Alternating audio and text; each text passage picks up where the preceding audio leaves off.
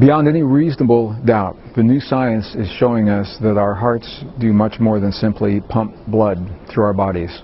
We can build a machine to do that. An artificial heart will pump the blood.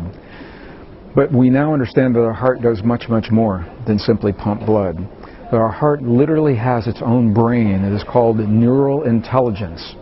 And it is the heart intelligence that our ancestors understood that gives new meaning to the role of the human heart in our lives today. Our world, our physical world, is made of fields of energy, electrical fields and magnetic fields of energy.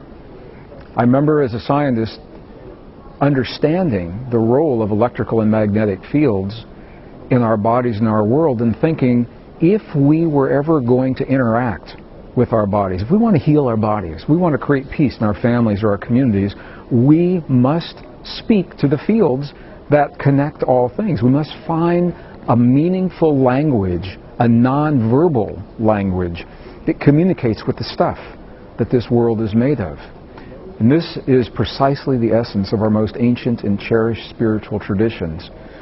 It is called the great secret of our past. It's the secret of the traditions that are taught in the monasteries of the mountains of Tibet, little villages in the Andes Mountains of Bolivia and Peru, all through the American desert Southwest and North America, and many of the ancient Asian traditions, as different as they are from one another.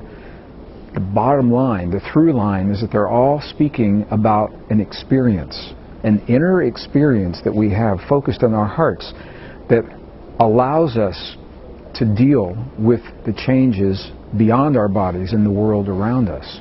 What our own science now is showing us is that while our brain is certainly important, and when I was in school, my textbook taught me that the brain is where the action is, that the brain is the master organ in the body. Well, interestingly enough, the brain's not the first organ that forms in the human body. It's the human heart. And one of the great mysteries is, what is it that triggers that first beat? In one moment in time, there is a mass of cells, and the next moment, something happens, and the heart begins to beat. Our own science today still cannot tell us definitively why our heart begins to beat, but it does, and it is the first organ in our bodies. And as the organ develops, it begins to regulate the chemistry through the rest of the body. And what we now know is that our heart sends the signals to the brain that trigger the chemistry in the brain that's released into the body. It's all based on the way we feel. The electrical signal, the electrical signal between the heart and the brain is the key to understanding this relationship. When we are in what is called coherence, an experience that is measured as 0.10 hertz, 0.10 cycles per second, when we're feeling the feelings that allow us to experience 0.10 cycles per second, that is when our coherence is optimum. That's when we're sending the optimum signal between our heart and our brain. That's when our brain begins to release life-affirming chemistry into our bodies. Healing chemistry, our immune systems are strongly enhanced. Our anti-aging hormones, such as DHEA, increase 100% over a 3-minute period of time just from having this feeling. So we know that coherence is good for us as individuals. In the presence of coherence, we become less aggressive, more peaceful, more willing to cooperate. What the science now is showing is that those experiences extend beyond our bodies into the world around us, because the field of our heart is part of the world around us and connected with that field.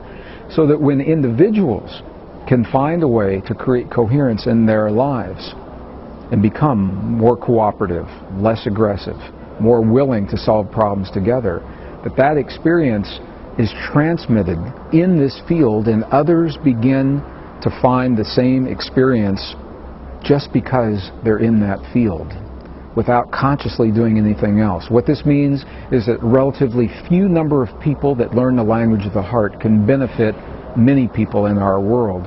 And I think it's no accident that this science that bridges our most ancient and cherished spiritual traditions is being revealed only now at the end of this 5,000-year-long cycle, when the best minds of our time tell us that we are facing the greatest crises of 5,000 years of recorded human history. How beautiful that as we face the crises that threaten our existence, we also remember the language of the human heart that heals the separation that's led to the crises. I think it's no accident that both are happening right now. And this, I believe, is the power that leads us and changes our path, our trajectory from one of destruction to one of rejuvenation as we end this great fifth world age and find ourselves now at the beginning of the sixth world age of humankind.